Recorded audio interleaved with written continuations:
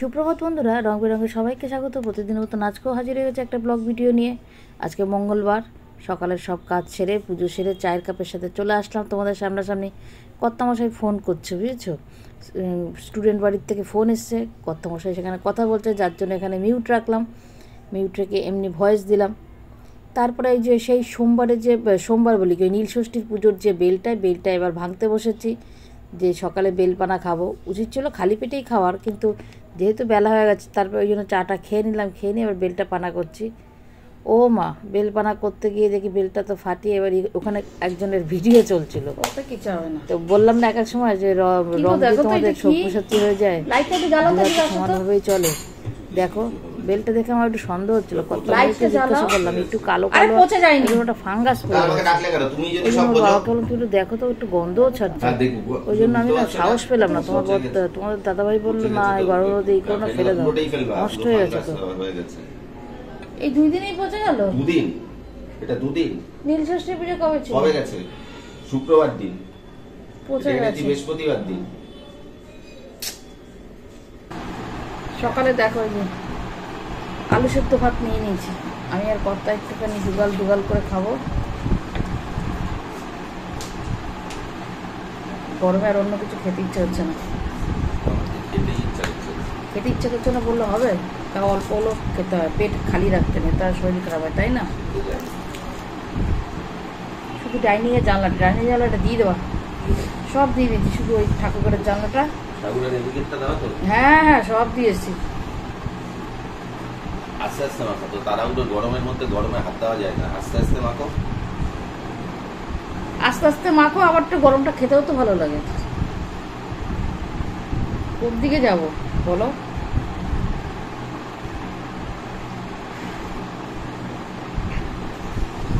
নাও খেয়ে নাও। গরমে না ঝালও বেশি খাওয়া যায় না, দেখবে ঝালও বেশি খাওয়া যায় না।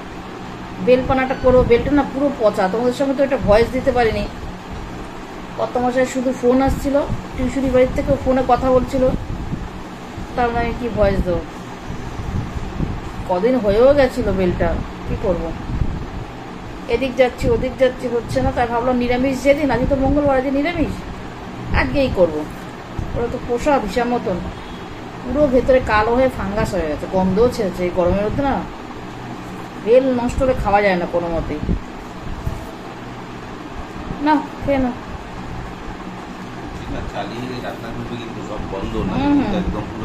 কি রান্না করবো তোমাদের কিছু শেয়ার করা হয়নি, করবো। দাঁড়াও খেয়ে উঠি, আসো।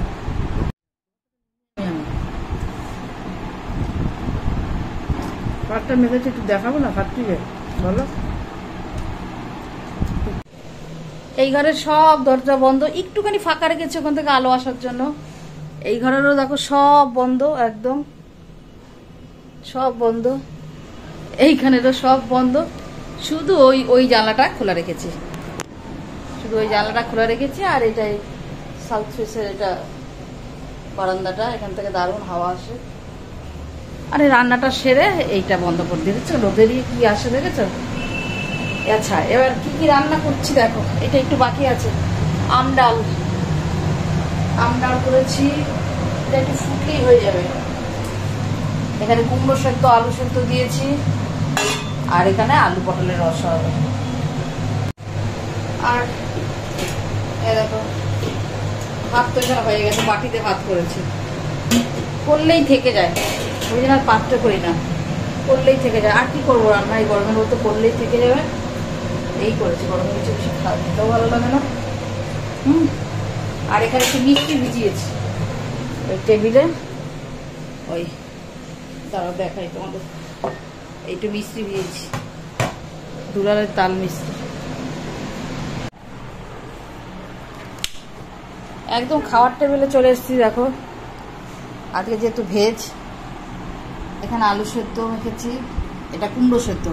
কুমড়োটা খুব সুন্দর, রংটা দেখেছো? দুজনের ভাত গুছিয়ে নিচ্ছি। এটা হচ্ছে আলু পটলের রসা। আর এটা হচ্ছে, দাঁড়াও দেখাই, আমডাল। এই গরমে আমডাল, কবে একটু আমডাল খাবো। এই হচ্ছে আমাদের আজকে মেনু। আগে কুমড়ো সবজি দিয়ে খেয়ে নি। আর কি দেবো? আলু পটল দাও, আমি আগে আলু পটল? টক ডাল দিয়ে সিদ্ধ মাখা দিয়ে খাবো। এ বাবা, আগে আলু পটল। আমি কিন্তু আগে কুমড়ো সবজি দিয়ে খাবো। তুমি যেরকম তোমার খাও যেটা খাও ইচ্ছে না, হচ্ছে খাও। এমনিতেই আমি আলু পটল ভালো খাই। আলু পটল ভালো খাও। লঙ্কা না খেলে আমাকে তুলে দিয়ে ফেলবে না। আর দিও না, আর দিও না, আর দিও না। কুমড়ো সবজি আমি নিই, তারপর যা থাকবে তুমি নিয়ে নেবে।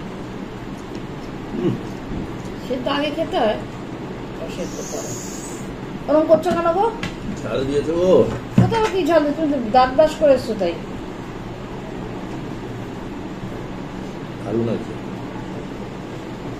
রুটি দিয়ে। আলু সত্য নিই। আমার না, আমার আলু সত্য গরম ভালো লাগে, ঠান্ডা ভালো লাগে না। এটা তোমার, বুঝেছো? এতটা হুম,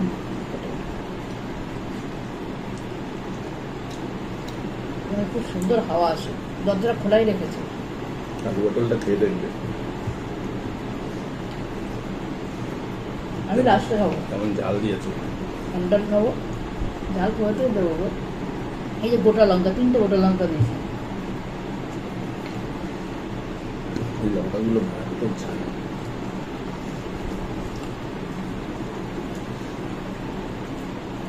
তারপরে লাস্টে আলু পটল খাবো, এরপরে টক ডাল খাবো। ওর বাবা আবার লাস্টে খাবে টক ডাল।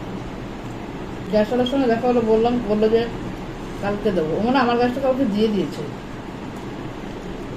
ওখানে দেখাচ্ছে ডেলিভারি হয়ে গেছে, অথচ বলে যে দেরি হবে দিতে। যে দুদিন তো ছুটিই ছিল। ভাত দেবো তো তখন একটু? না, নিরামিষ হলেই তখন আর ভাত লাগে না। না না, নিরামিষের জন্য না, যেহেতু আমার পছন্দের নেবো।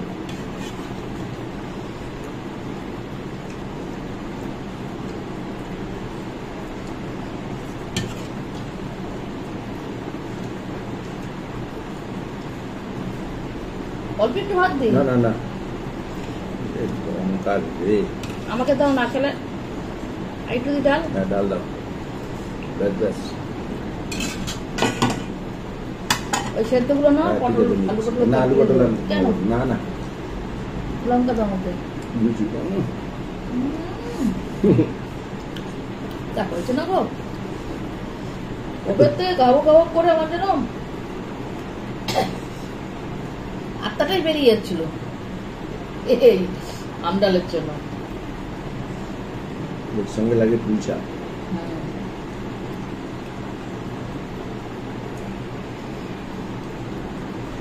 আমসল রান্না করেছিলাম, তোমাদের রেসিপিটা জানতে হলে দেখে আমার পুরোনো ভিডিওতে আছে আমসল। অত্যাধিক টক আমটা। আমি তো আবার হাতার টিপ দিয়ে দিয়ে আমগুলো গালিয়ে দিয়েছিলাম। এবারে প্রথম খাচ্ছি আমটা। বাপরে বাপ, কি টক, কি টক। আমটা খুব সুন্দর গন্ধ না গো। আমি তো এনে ইসের সময় বললাম না তোমাকে। তুমি তরকারি নাও গো, না গো আলু পটল তরকারি নাও না।